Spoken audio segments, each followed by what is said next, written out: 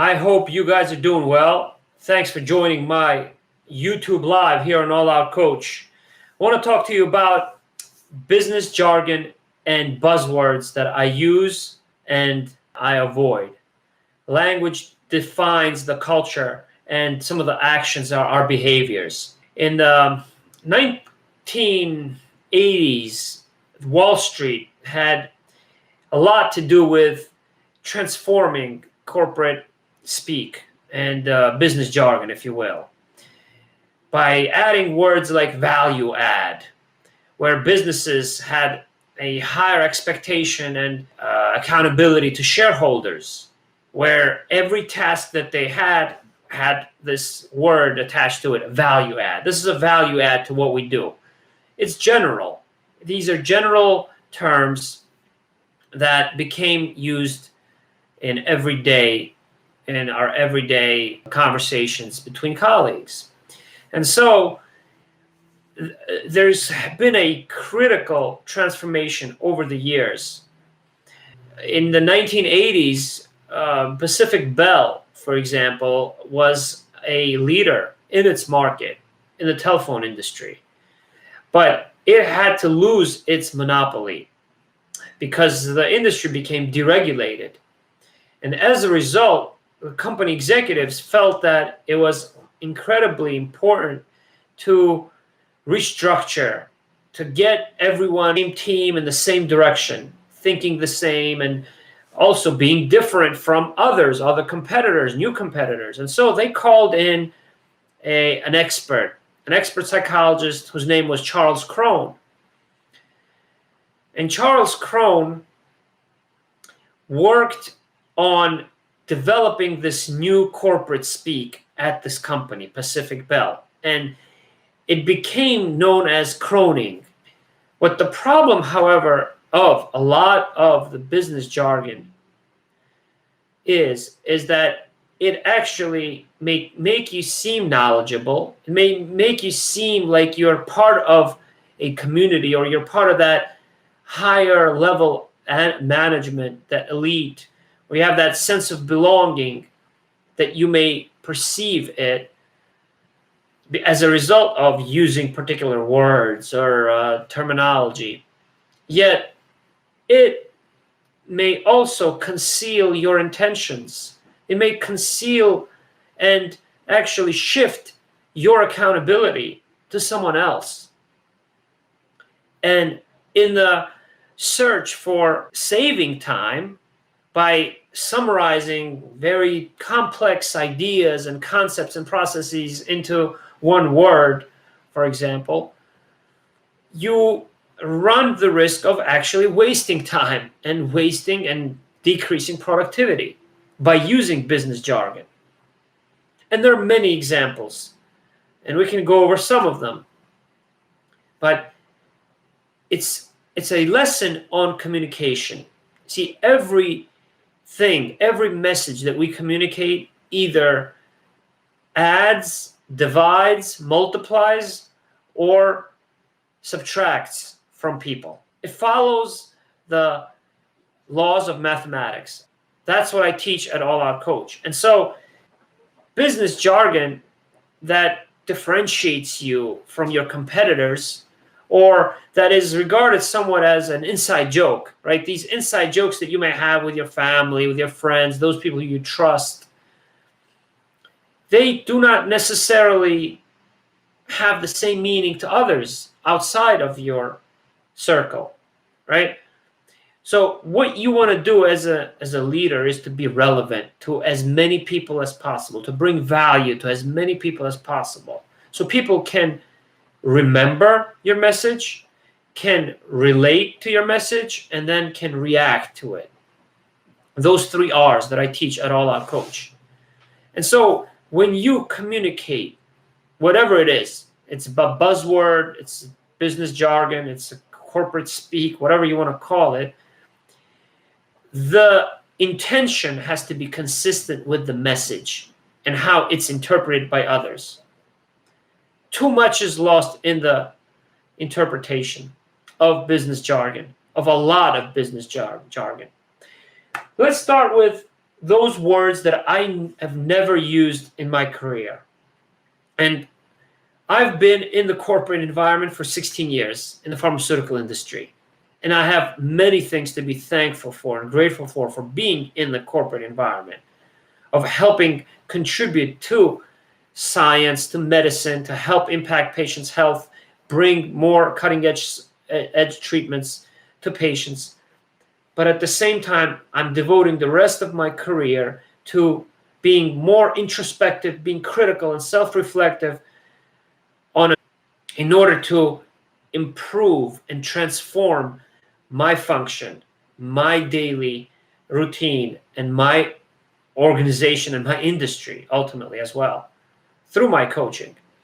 So culture fit is a word that is so commonplace. We use it to interview, to hire people, but culture fit is a static concept that is non-existent in reality. It's a perception. It's a perception that we create ourselves. See, culture, like tradition, undergoes a transformation over time. It changes over time, depending on what environment you're in, what environment you create.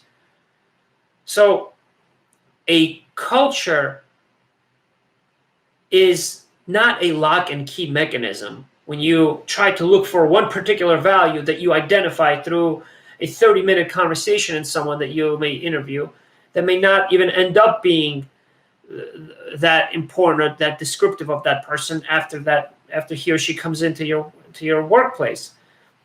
Or a culture that you may perceive is existing, is in your company, yet it's not actually being acted out through the behavior, through your employees. See, culture is like, it's a living organism. It's when you culture living organisms or bacteria to make yogurt or to make any product in your factory or in through whatever industry you're in, that you culture things in order to grow them, not to fit them, not to limit them. And that's why I always say, give your employees or your team, your colleagues, your partners, one direction in which to go, not one dimension. When you limit someone to a fit, towards one fit, you limit them to one dimension. And that excludes a lot of people. Instead, what you want to do is you want to demonstrate that your culture is growing, is progressing in some direction, in a clear direction. So culture fit is one of those terms that's well accepted, that I know I'm going to get a lot of controversial comments on, probably, and disagreements from many of you. But I prefer the words culture growth to culture fit. I've never used it, and I've hired people to replace me after a contract position, fellows I've helped hire, I've interviewed, I've hired full-time employees. That's one example, and it's a first example that I want to mention. All right. The second is optics. So optics is another widely accepted term used across many different industries in the corporate world, which is focused on the impressions that we make, the impressions rather than reality. And that has important implications on how we adapt to change over time. See, a lot of the buzzword business jargon fails to recognize the presence and that key ingredient of time or change over time. We just give it a category, a static category. See, optics is not reality. Optics is creating perceptions and reacting to perceptions, not to reality. Positivity, as I often say, an all-out coach, is not a perception of reality, but it's a reaction to it. And so you need to be able to face the music, particularly in the kind of world, the unexpected, unpredictable world in which we live today.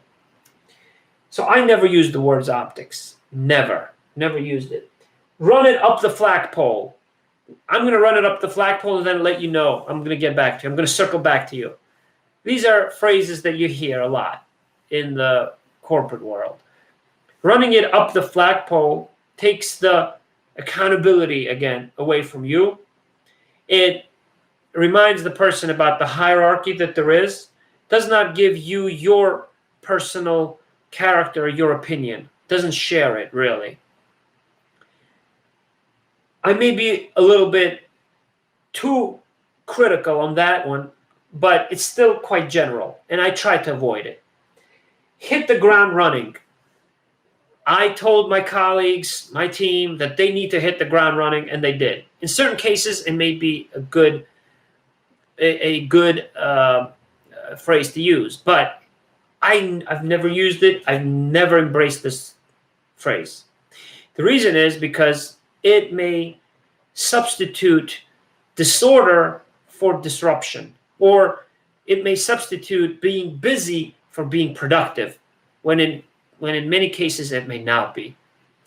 And so hit the ground running is not always critical. It's critical to hit the ground running in the direction that is most strategic, and not just the ground, but hit the people that you need to communicate with, that are going to be productive, that are going to be strategic to the ultimate customers whose lives you want to change, for example.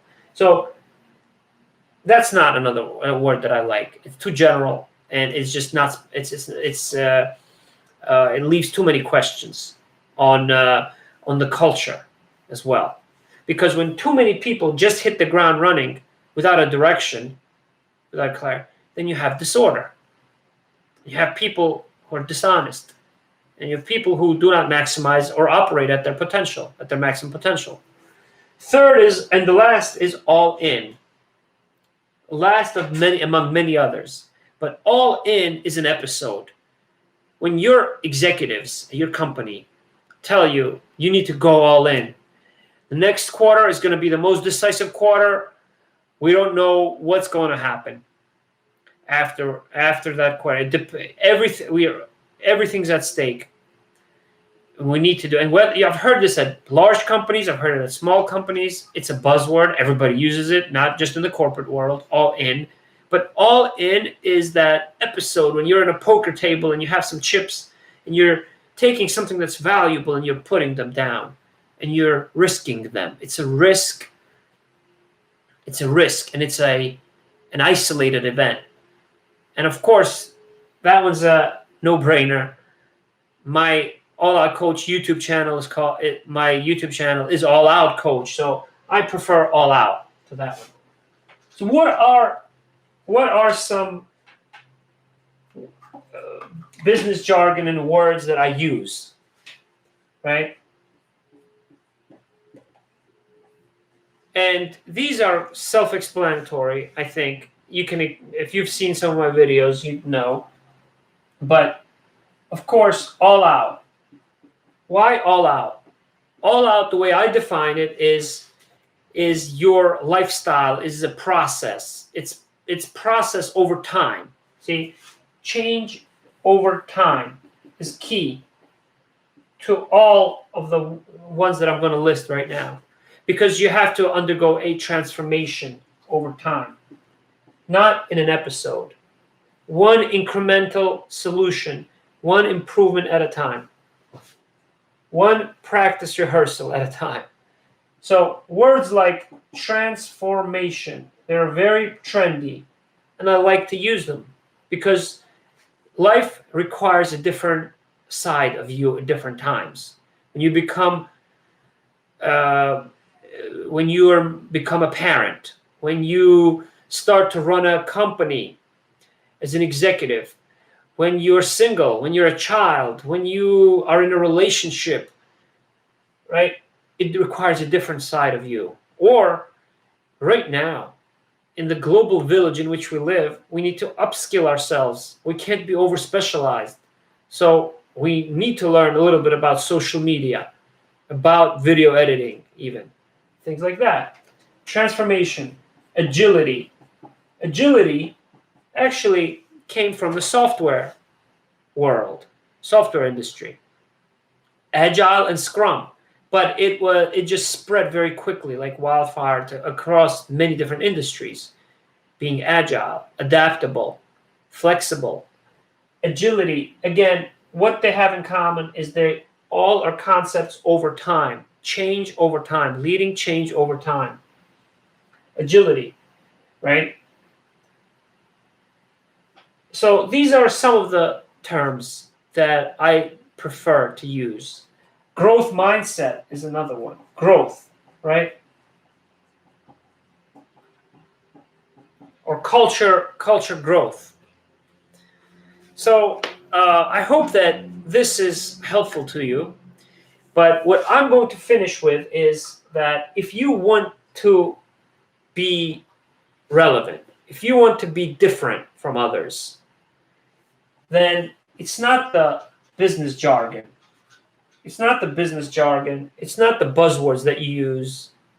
It's not your dress, your appearance. It's not your background, but it's your behavior. So that's what I'm going to close with, that behavior is your number one brand. Remember that. Behavior, it's through what you do, not your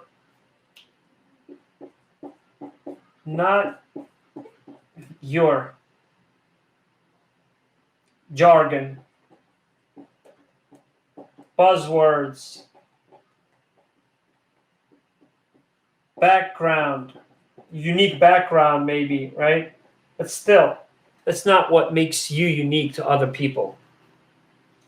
Your appearance, etc. It's the behavior. Your behavior is your number one brand. So you may appear knowledgeable, you may sound trendy and cool and in the in crowd rather than being an outsider, but it's not going to make you different and relevant over the long term. What you're going to do is what's going to make you someone that people are going to remember, relate to, and react to. That's what I'd like you to concentrate on this week.